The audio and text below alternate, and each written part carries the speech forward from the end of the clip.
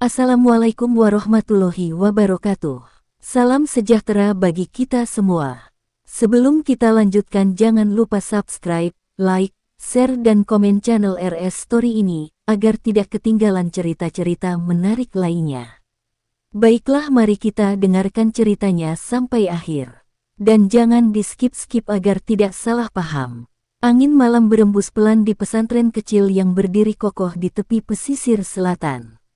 Cahaya rembulan membias di atas genting, menerangi halaman tempat para santri duduk melingkar, menghafal ayat-ayat suci.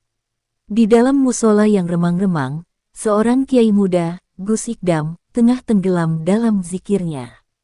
Suaranya lembut, tapi setiap lafaz yang keluar terasa berat, seperti mengetuk pintu langit. Ia bukan hanya seorang alim, tetapi juga seseorang yang memiliki kebijaksanaan dan kepekaan batin yang luar biasa. Malam itu, ada sesuatu yang berbeda. Hawa yang biasanya hangat mendadak menjadi dingin, menusuk hingga ke tulang. Dari arah laut, angin bertiup lebih kencang, membawa aroma asin bercampur wangi melati yang pekat. Bulan yang tadi terang tiba-tiba tertutup awan gelap, membuat suasana semakin mencekam. Gus Ikdam merasakan getaran halus dalam hatinya, pertanda bahwa ada sesuatu yang tak kasat mata mendekat. Ia membuka mata perlahan, mengedarkan pandangannya ke sekeliling. Musola masih sepi, hanya lampu minyak yang berkelip redup. Tapi ia tahu, ia tidak sedang sendirian. Tiba-tiba, tirai hijau yang menutupi jendela bergetar keras, seperti tertiup angin yang hanya menyasar ke satu arah. Cahaya temaram musola seakan berpendar lebih terang sesaat, lalu perlahan memudar, seiring dengan kemunculan sosok yang berdiri di hadapannya. Seorang perempuan berparas elok, berbalut kain hijau zamrud dengan rambut panjang yang tergerai hingga ke lantai. Matanya berkilat seperti lautan di bawah sinar bulan, penuh misteri dan kedalaman yang sulit ditebak. Suara detak jantung Gus Ikdam tak beraturan, bukan karena takut, tapi karena ia tahu siapa yang kini berdiri di hadapannya. Assalamualaikum, Gus Ikdam. Suara itu meluncur lembut, namun ada sesuatu di dalamnya, sebuah wibawa yang tak bisa diabaikan. Gus Ikdam menarik napas dalam, lalu menjawab dengan tenang, "Waalaikumsalam warahmatullah." Siapakah gerangan yang bertamu di malam seperti ini? Perempuan itu tersenyum tipis, lalu menundukkan kepala sedikit, seolah menghormati sang kiai muda. "Aku adalah Nyai Roro Kidul, Ratu Laut Selatan. Aku datang bukan untuk menantang, bukan pula untuk menguji. Aku datang untuk meminta nasihatmu." Mata Gus Ikdam sedikit menyipit, menatap sosok anggun yang berdiri di hadapannya.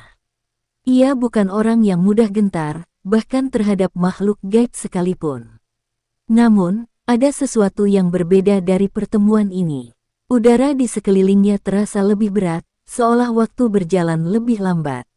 Sorot mata Nyai Roro Kidul bukanlah sorot mata makhluk yang hendak menyesatkan, melainkan sorot mata yang menyimpan kegelisahan. Sesaat, keheningan menyelimuti mereka, hanya dipecahkan oleh suara deburan ombak yang terdengar samar dari kejauhan. "Nasihat dariku." Gus Ikdam akhirnya bersuara, suaranya tetap tenang meski di dalam hatinya. Ia bertanya-tanya apa gerangan yang membuat penguasa Laut Selatan datang kepadanya. Apa yang bisa seorang hamba biasa seperti aku berikan kepada seorang ratu seperti Nyai? Nyai Roro Kidul menundukkan pandangannya, seperti seseorang yang menimbang-nimbang kata-kata sebelum diucapkan.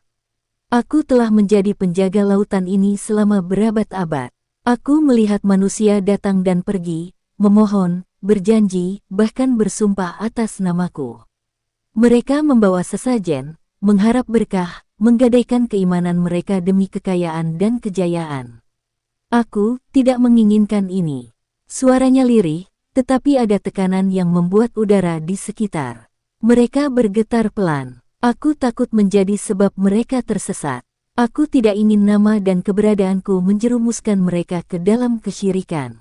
Gus Ikdam mendengar setiap kata dengan saksama. Matanya menelusuri ekspresi Nyai Roro Kidul, mencari kejujuran di dalamnya. Ia tahu, tidak semua makhluk gaib memiliki niat jahat. Beberapa di antaranya, seperti manusia, hanya terjebak dalam takdir yang harus mereka jalani. Dengan napas pelan, ia akhirnya berkata, "Nyai, setiap makhluk memiliki peran yang ditakdirkan. Tetapi keyakinan manusia bukanlah beban yang harus Nyai tanggung. Hanya Allah yang berhak menentukan siapa yang tersesat dan siapa yang mendapat petunjuk. Jika Nyai ingin membantu, jangan biarkan mereka berlarut-larut dalam kebodohan." Nyai Roro Kidul mendongak, ada kilatan harapan dalam matanya. Bagaimana caranya? Senyum tipis tersungging di bibir Gus Ikdam. Bimbing mereka ke jalan yang benar. Jika mereka datang dengan niat yang salah, jangan beri apa yang mereka minta. Sebaliknya, buat mereka sadar bahwa hanya kepada Allah mereka harus bergantung. Jika Nyai sungguh ingin menghindarkan mereka dari kesesatan, maka jadilah peringatan, bukan godaan. Angin malam kembali berembus, membawa aroma melati yang semakin pekat. Seolah alam pun menunggu jawaban dari sang Ratu Laut. Malam itu berlalu tanpa ada yang mengetahui percakapan antara Gus Ikdam dan Nyai Roro Kidul. Namun, keesokan harinya, pesantren di pesisir selatan diguncang kabar buruk. Seorang nelayan bernama Pak Rahmat tidak kembali sejak semalam.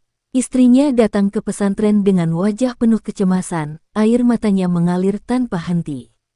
"Gus, tolonglah, suamiku belum juga kembali." Perahu yang lain sudah merapat sejak dini hari, tapi dia tak kunjung terlihat.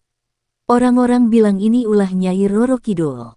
Mereka menyarankan agar aku segera menyiapkan sesajen agar suamiku dikembalikan. Serunya putus asa. Gus Ikdam menghela napas panjang. Bisikan-bisikan syirik masih mengakar di hati masyarakat, bahkan dalam keadaan terdesak sekalipun. Ia menatap perempuan itu dengan penuh ketenangan, lalu berkata, "Jangan biarkan ketakutan membuatmu berpaling dari Allah. Kita akan mencari Pak Rahmat dengan ikhtiar dan doa, bukan dengan cara yang justru membuat kita semakin jauh darinya." Bersama santri dan warga, Gus Ikdam pergi ke pantai. Ombak bergulung tinggi, seakan menyimpan sesuatu di dalamnya. Beberapa orang tua desa dengan wajah ketakutan berbisik pelan, meyakinkan bahwa ini adalah pertanda Nyai Roro Kidul sedang murka. Mereka membawa sesajen di tangan, siap untuk dilemparkan ke laut. "Hentikan!" Suara Gus Ikdam menggema, membuat semua orang terdiam. Matanya tajam menatap mereka. "Jika kalian benar-benar ingin membantu Pak Rahmat, letakkan sesajen itu dan angkat tangan kalian ke langit. Mohonlah pada Allah, bukan pada sesuatu yang tak memiliki kuasa." Langit yang semula mendung tiba-tiba terbuka sedikit, sinar matahari menerobos di antara awan kelabu.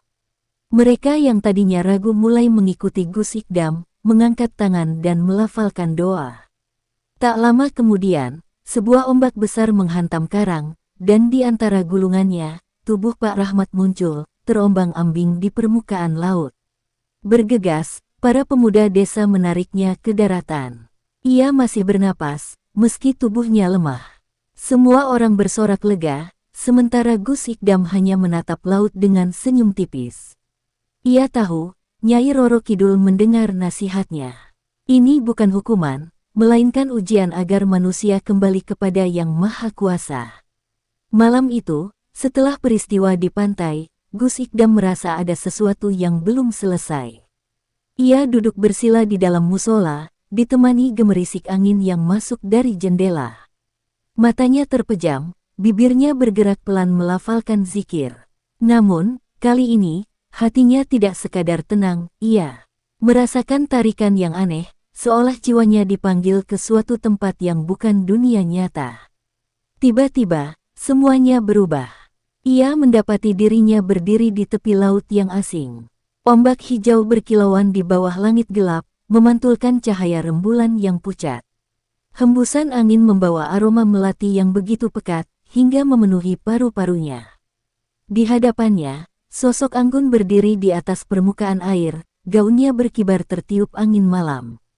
Mata Nyai Roro Kidul menatapnya penuh arti. Kali ini bukan sekadar penguasa lautan, melainkan seseorang yang benar-benar mencari jawaban. "Aku melakukan seperti yang kau katakan," suaranya terdengar lebih lembut, tetapi ada nada bimbang di dalamnya. "Namun, manusia tetap datang. Mereka tidak peduli pada peringatan, mereka tetap menyembahku. Aku semakin ragu, Gus. Apakah aku benar-benar bisa mengubah sesuatu yang sudah begitu mengakar? Gus Ikdam menatapnya dalam-dalam. Ia mengerti kegelisahan itu, karena ia pun pernah merasa serupa, berdakwah di tengah masyarakat yang lebih percaya pada mitos daripada kebenaran yang hakiki. Namun, ia juga tahu bahwa keikhlasan tidak diukur dari hasil instan. Nyai, tugasmu bukan memaksa mereka, melainkan memberi mereka kesempatan untuk memilih. Jika mereka tetap keras kepala, itu adalah urusan mereka dengan Allah. Yang penting, engkau sudah menunjukkan jalan. Nyai Roro Kidul menunduk, seperti menimbang-nimbang kata-kata itu dalam hatinya. Laut di sekeliling mereka bergelombang perlahan, seolah ikut merenung. Kemudian, ia mengangkat wajahnya lagi, kali ini dengan sorot mata yang lebih mantap.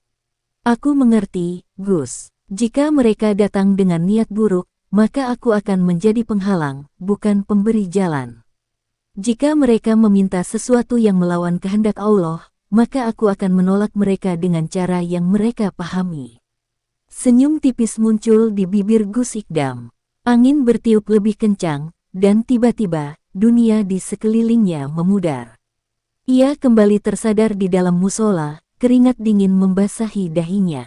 Tapi kali ini, ia tidak merasa cemas, justru ada ketenangan dalam hatinya. Ia tahu, sesuatu yang besar telah berubah di Laut Selatan.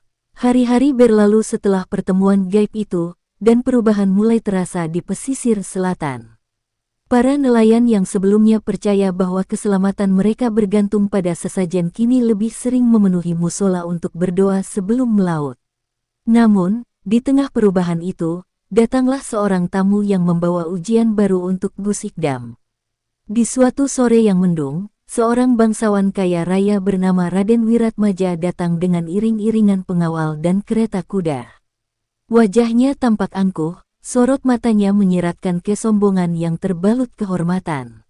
Setelah dipersilakan duduk, ia menatap Gus Ikdam tajam dan berkata dengan nada penuh kepentingan, "Gus, aku mendengar bahwa engkau memiliki hubungan baik dengan Nyai Roro Kidul. Aku ingin meminta sesuatu darinya." Gus Ikdam tetap tenang, meskipun hatinya sudah menebak arah pembicaraan ini. "Apa yang Raden inginkan?" tanyanya dengan suara lembut, tetapi penuh kewaspadaan. Raden Wiratmaja tersenyum kecil, lalu berkata, "Aku ingin kekuasaan dan kejayaan. Aku ingin usahaku semakin besar, pengaruhku semakin luas. Jika Nyai Roro Kidul benar-benar bisa memberikan berkah, maka aku ingin kau membantuku berkomunikasi dengannya. Aku siap membayar berapapun yang kau minta." Gus Ikdam menghela napas panjang. Matanya menatap lurus ke dalam jiwa tamunya, mencari secercah keikhlasan, tetapi yang ia temukan hanyalah kerakusan. "Raden," katanya dengan nada tegas, "kekuasaan bukan sesuatu yang bisa kau beli dari makhluk gaib. Jika kau ingin kejayaan, maka carilah dengan jalan yang halal. Jangan menggadaikan keimananmu hanya demi dunia yang sementara." Raden Wiratmaja mengernyitkan dahi, merasa tersinggung. Namun, sebelum ia sempat membalas, terdengar suara gemuruh dari arah laut. Angin tiba-tiba bertiup kencang, membuat dedaunan berguguran di halaman pesantren. Wajahnya memucat, dan tanpa berkata-kata lagi, ia bangkit berdiri dan bergegas pergi. Gus Ikdam hanya menatap punggungnya yang menjauh, sadar bahwa Nyai Roro Kidul telah mulai menjalankan keputusannya. Kini, mereka yang datang dengan niat buruk tidak akan mendapat apa-apa selain peringatan dari alam itu sendiri. Malam itu, langit di atas pesisir selatan begitu kelam. Awan hitam menggantung, seolah menyimpan rahasia yang belum terungkap. Gus Ikdam berdiri di tepi pantai, memandang laut yang bergelora. Ombak berdebur keras, membawa aroma asin yang menyatu dengan hembusan angin malam. Ia tahu, seseorang sedang menunggunya. Dengan langkah mantap, ia berjalan mendekati air, lalu berhenti ketika sebuah gelombang besar muncul, lebih tinggi dari biasanya. Dari balik gulungan ombak, sosok bergaun hijau zamrud muncul, berdiri dengan anggun di atas permukaan laut. "Kau sudah melihat sendiri," Gus, suara Nyai Roro Kidul menggema di antara riuhnya angin dan ombak. Tak semua manusia ingin berubah. Ada yang datang hanya demi kepentingan mereka sendiri. Aku telah menolak mereka, seperti yang kau sarankan. Tapi sampai kapan? Mereka tak akan berhenti mencari jalanku. Gus Ikdam menatapnya dalam-dalam. Ia mengerti beban yang dipikul sang Ratu Laut. Bukan hanya karena kekuatannya, tetapi juga karena keyakinan manusia yang telah mengakar selama berabad-abad. Dengan suara tenang, ia berkata, kita tak bisa mengubah hati semua orang, Nyai. Namun, jika satu saja dari mereka sadar dan kembali ke jalan yang benar, itu sudah cukup. Karena petunjuk itu bukan dari kita, melainkan dari Allah. Kita hanya perantara. Nyai Roro Kidul menunduk sejenak, lalu menghela napas panjang. Laut di sekeliling mereka mulai tenang, seolah memahami makna di balik kata-kata itu. Aku akan menjaga janji ini, Gus, ucapnya lirih. Aku tidak akan lagi menjadi jalan bagi mereka yang ingin mencari kesesatan. Aku akan menjadi batas, pemisah antara mereka yang tulus dan mereka yang tamak. Gus Ikdam tersenyum tipis. Itulah yang membedakan seorang pemimpin sejati. Bukan kekuatan yang menentukan, tetapi pilihan yang diambilnya. Ia menatap laut yang kini lebih damai. Dalam hati, ia merasa lega. Perubahan memang tidak terjadi dalam sekejap, tetapi malam ini, sebuah awal telah terbentuk. Angin kembali berembus, membawa aroma melati yang samar. Sosok Nyai Roro Kidul mulai memudar, perlahan kembali menyatu dengan lautan. Sebelum hilang sepenuhnya, ia menatap Gus Ikdam sekali lagi, lalu berbisik, terima kasih, Gus. Sampai kita bertemu lagi, dalam takdir yang telah ditentukan. Dan dalam sekejap, semuanya kembali seperti semula. Hanya deburan ombak yang tersisa, bersaksi atas sebuah janji yang terucap di bawah langit malam.